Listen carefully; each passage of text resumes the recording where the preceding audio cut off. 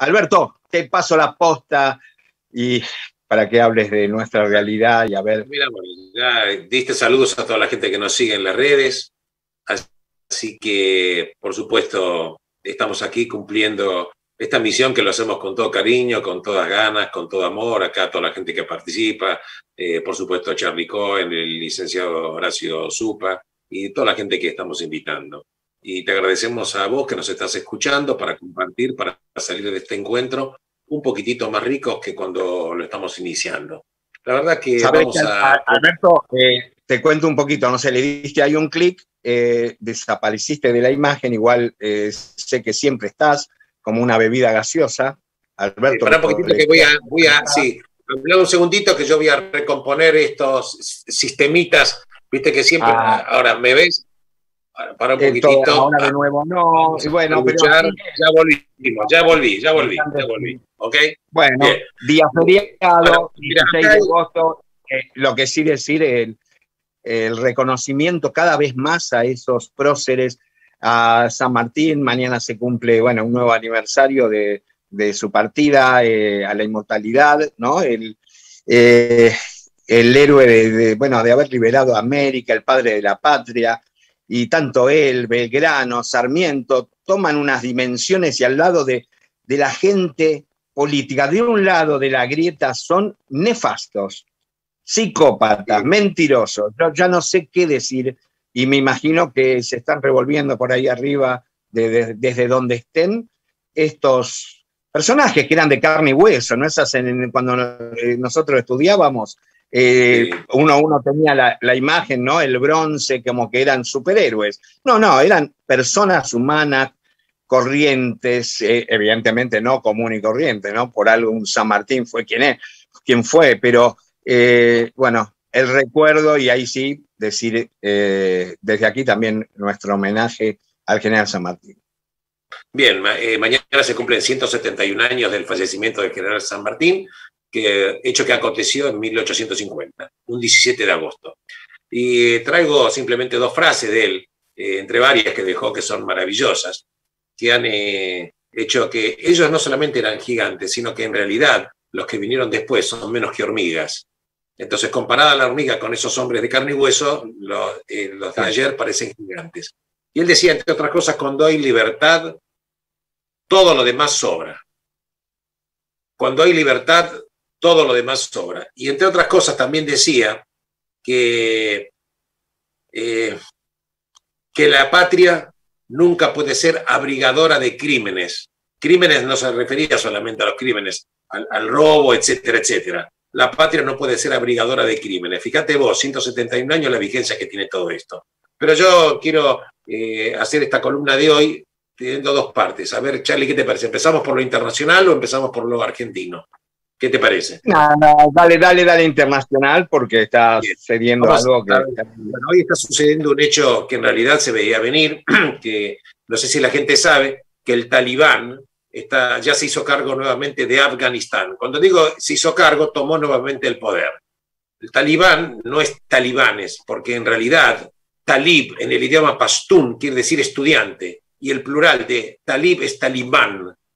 Correcto, se castellanizó como talibanes, pero es talibán. Talibán es estudiante. ¿De dónde? De las madrazas, escuelas donde aprenden el Corán, lo cual no es ningún problema. El problema es que en estas escuelas que aprenden el Corán, este tipo de gente quiere llevar para aplicar lo que se denomina la ley religiosa coránica o islámica como un hecho forzado para toda la población. Esto se denomina la Sharia. Sharia es la ley religiosa islámica. En realidad, las madrazas, que son estas escuelas coránicas, existen no solamente en Afganistán, existen también en Pakistán, y la verdad que Bin Laden también estudió en estas madrazas. ¿Te acordás? Bin Laden, ese famoso terrorista que fue responsable de las Torres Gemelas, que también en realidad fue protegido por Afganistán. Esto motivó que 20 años atrás Estados Unidos, luego del derrumbe de las Torres Gemelas, mandó una intervención militar para luchar en Afganistán. La verdad es que el talibán protegió a Bin Laden porque era la matriz ideológica, a pesar de que Bin Laden en realidad era un saudí, venía de una familia millonaria de Arabia Saudita. De todas maneras, en definitiva, la presencia militar de Estados Unidos, que invirtió 83.000 millones de dólares, finalmente no llegó a buen puerto. Digamos, finalmente Trump hubiera retirado también las tropas, Biden retiró las tropas, y el colapso que hizo el ejército afgano fue totalmente rapidísimo.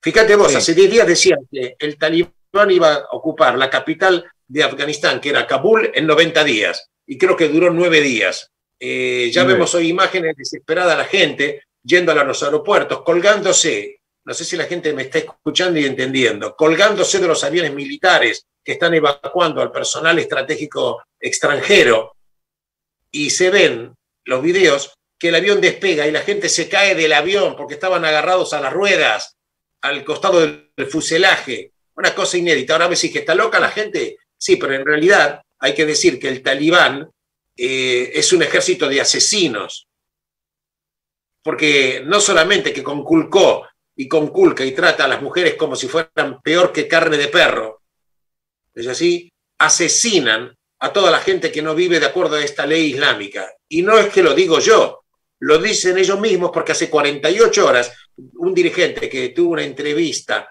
y en realidad hicieron públicos pronunciamientos, dijeron que el que apoye, y estoy citando textualmente, el que apoye la cultura occidental merece ser asesinado. El que apoye la cultura occidental merece ser asesinado. Por eso la gente está aterrorizada. Que el mundo occidental somos enemigos de los talibanes. Totalmente. Porque más allá si les gusta o no la democracia, es un tema que cada pueblo tiene que finalmente establecerlo. Pero que vos asesines al que piensa diferente, esto habla de por sí de lo que es el talibán. En realidad, la matriz ideológica del talibán es la misma que lo que tiene el ISIS o el Estado Islámico, que quería establecer un califato, establecer el reino del Corán en todo el mundo, empezando por el país que le corresponde. ¿Correcto? A punto tal de que Hamás, el otro grupo terrorista que actúa en Medio Oriente, en lo que es en la Franja de Gaza, y también tiene infiltración en Judea y Samaria, lo que se denomina el Banco Occidental, expresó su apoyo al talibán. Y Argentina, sí, cuando fue el enfrentamiento entre Israel y el grupo terrorista Hamás, se puso en esa declaración imbécil, ignorante, antidemocrática, a favor prácticamente de un grupo terrorista de Hamás en vez de un país democrático como Israel. Ningún país es perfecto, pero un país donde la gente elige quiénes son los gobernantes, creo que no es comparable a un grupo terrorista. Esto es lo que quiero decir. Así que el episodio está abierto, vamos a ver situaciones horrorosas en Afganistán y la historia vuelve a empezar. Ahora vamos a un poquitito a la República Argentina. Me permití charlar con Charlie Cohen, o vos que nos estás escuchando, cómo podemos volver a empezar, cómo se hace para volver a empezar. Quiero simplemente citar algunos mínimos pensamientos y después te voy a decir quién los dijo y en qué año fueron escritos. Y fíjate vos en la actualidad, porque cuando algo es auténtico, nunca pasa de moda. La verdad es que la Argentina está quebrada económicamente, socialmente, políticamente. Las instituciones no funcionan, ¿no? Y el gobierno no es respetable y la cohesión social ha colapsado. Entonces, el sistema productivo argentino, su crédito y sus instituciones han sido destruidos. Actual, ¿no? Así es. Actual. Bien, esto fue escrito por un economista alemán, Rüdiger Dornbusch, que lo escribió, él falleció en el año 2002. Le escribió un poquito antes de 20 años atrás. Él había estudiado en las economías latinoamericanas y muy especialmente en la Argentina. Y fíjate lo que decía. Y las personas que me están escuchando, que me escuchen bien, voy a citar lo que este economista Dornbusch había dicho en aquel momento. Desde que Argentina tiene una posibilidad que se quisiera era dolarizar, pero si dolarizás, te atás al carro de una potencia hegemónica, que es la que establece la moneda. Entonces, la única solución que este economista alemán, que dicho sea de paso, era profesor de la Universidad de Chicago y luego profesor en el MIT, Massachusetts Institute of Technology, una de las instituciones más prestigiosas del mundo, decía que Argentina tenía que recurrir a algo parecido a lo que hizo Austria cuando terminó la Primera Guerra Mundial. Recordar que Austria también tenía una pobreza gigantesca, inflación, etcétera, etcétera, y dijo que tenía que ceder la soberanía monetaria. ¿Qué quería decir? y lo propuso para la Argentina. Que Argentina, lo que tenía que hacer, esto lo dijo Dornbusch, tenía que ceder la soberanía monetaria, o sea, que encargar que Argentina ya no podía emitir más dinero, que los cheques para pagar los gastos de las provincias tenían que ser utilizados por un grupo de expertos de países que sean inobjetables, como por ejemplo, un grupo de países, como por ejemplo los países nórdicos. Entonces Argentina no podía emitir más físicamente dinero. Primero tenía que ser aprobado por este comité de expertos que tenía que establecer una política monetaria, y en el caso de emitir dinero, la emisión del dinero no podía ser hecha en la República Argentina, tenía que ser en otro país. Dice, porque la Argentina está canibalizada y el pacto fiscal de Argentina hace que el gobierno central emite cheques para cooptar voluntades políticas de gobernadores, dilapidando recursos, y que las políticas implicaban que cada provincia tenía que hacerse cargo de sus responsabilidades, de sus ingresos y de sus gastos. En definitiva, tenía que haber un consejo de especie de banqueros centrales experimentados que tenían que tener control de la política monetaria argentina. Dice, y entonces estos países que serían los banqueros tendrían que tener una reputación, una credibilidad inobjetable. Y otra cosa que decía, que había que eliminar la corrupción, que de otra manera Argentina no podía salir. Si la corrupción fuera un 4%, que mínimamente es un 4% del PBI, mínimamente. Y esto también lo dijo el Banco Mundial hace un par de años. En Latinoamérica el promedio de corrupción era el 2%, Argentina más que duplicaba la corrupción. Estamos hablando de una corrupción de 14.000 a 15.000 millones de dólares por año. Esto solo de corrupción, sin contar los gastos estúpidos, ridículos y demás. Por eso yo digo, ¿Argentina tiene salida? Claro que tiene salida, pero para volver a empezar, primero lo que tiene que haber es confianza. Ahora, la confianza no es un hecho mágico que va a venir del cielo. Primero, la confianza viene de la palabra. Claro, la gente me dice, ¿pero qué está hablando el doctor Ruscolequier? ¿Un cuento de hadas? Las máximas autoridades del país tienen que tener una palabra creíble. Desgraciadamente, la autoridad argentina en este país, circunstancialmente el presidente a cargo del país, digo circunstancialmente porque todos los presidentes son circunstanciales. Debería ser un servidor público por un periodo de tiempo y nada más. Que la verdad que no honró su palabra, deshonró su palabra. Y siempre digo, el cargo no honra a los hombres. Señores presidentes, el que fuera, el cargo no los honra a ustedes. Ustedes son los que tienen que honrar el cargo que les ha sido conferido. Y si ustedes mienten, no solamente pueden ser ignorantes, y además de eso mienten, la gente no confía. Y si no confía en su palabra, porque un poco lo que hablamos contigo ayer, en vez de ser un líder que vive de acuerdo a lo que dice, se transforma en un demagogo que dice a los demás que hagan cosas que él mismo no hace, esto hace que la gente no va a creer absolutamente nada. Y si la gente no cree, no es solamente una palabra del presidente, no cree en nada, entonces no crees que el banco te va a devolver los depósitos, que puede haber una corrida bancaria, que puede ser que te chupen la plata de nuevo, que puede ser que, no digo que no va a suceder, digo simplemente que la economía, por ejemplo, se basa en confianza. Si nosotros vemos que hay un banco que es súper sólido y se corre la bola de que ese banco tiene problema de plata y vamos todos a retirar el dinero, el banco cae, porque ningún banco tiene el 100% de sus acreencias en efectivo para devolver. Quiere decir que la economía requiere confianza, el capitalismo requiere confianza. Las instituciones hay que respetarlas. Para respetarlas hay que acceder con hechos concretos de confianza.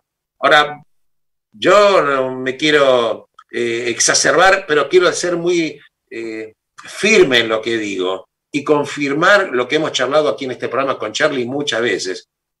Yo creo que Argentina está en una situación peor que la del año 2001, porque Argentina ha perdido el rumbo. Argentina no tiene brújula, no se tiene la menor idea. Lo que sí se sabe, que Argentina está en pelotas nuevamente en el Banco Central, que el Banco Central acumula 2 veces más en pasivos que lo que es la base monetaria, que el dólar es insostenible, que ya no saben qué hacer para que esta cosa no suba, que esto se puede, que aquello no se puede. Llega un momento que una víbora se retuerce sobre sí misma hasta que al final la misma víbora se muere. Porque de tanto ahorcarse, fíjate vos, las cosas como han cambiado. Los movimientos sociales o los piqueteros tiene mayor cantidad de adherentes o que están en esa situación que la CGT. La CGT con el tiempo ya no representan en absoluto hechos mayoritarios. La gente que está en negro es mayor que la gente que está en blanco. Los piqueteros, ¿cuántos son? 6, 7 millones de pesos. ¿Cuánta gente recibe un cheque social? Entonces, se ha perdido la representatividad. Digo esto ¿por qué?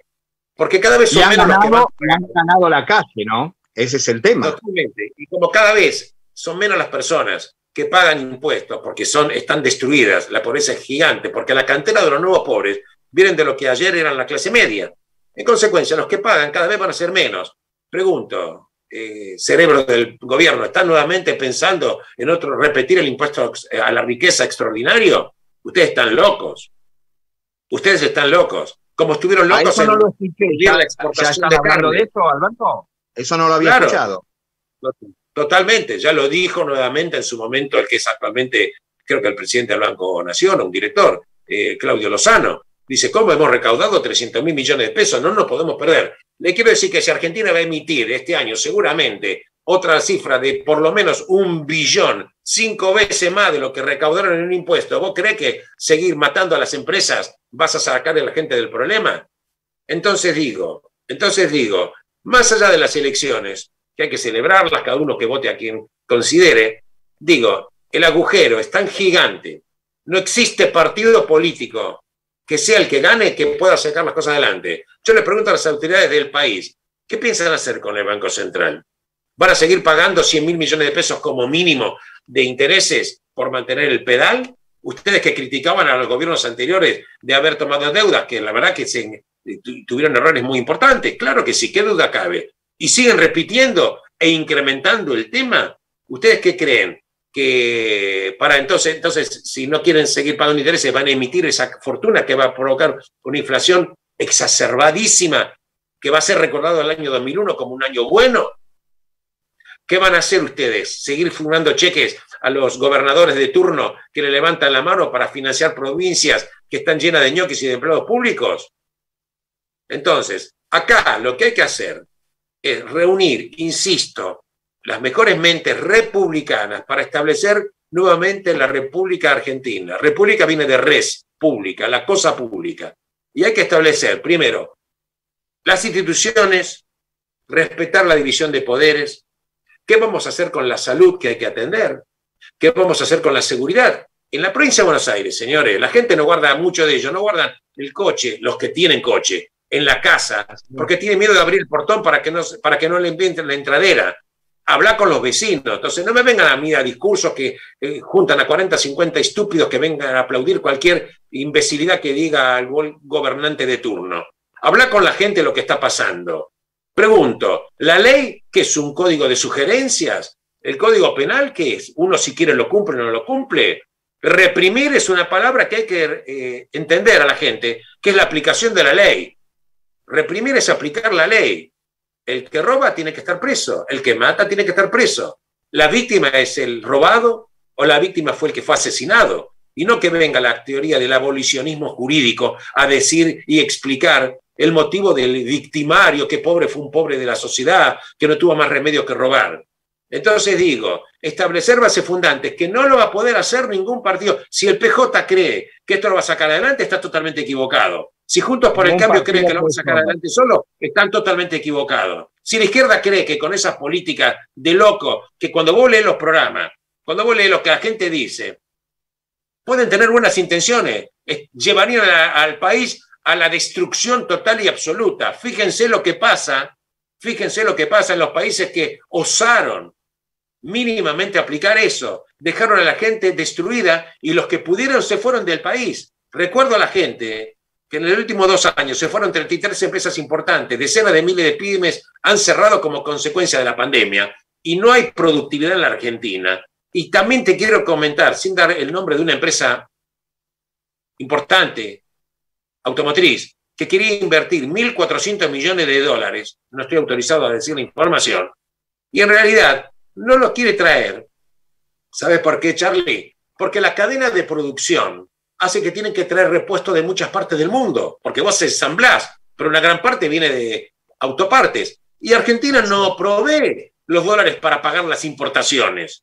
En consecuencia, Cuando acá dicen vivir con lo nuestro, una manga de idiotas ignorantes creen que Argentina no vive con lo nuestro. Argentina vive pidiendo plata prestada y ahora dice hay que vivir con lo nuestro. Entonces, ¿qué es vivir con lo nuestro? Primero pedir la plata, no la querés pagar y después decir hay que vivir con lo nuestro. ¿Con qué nuestro?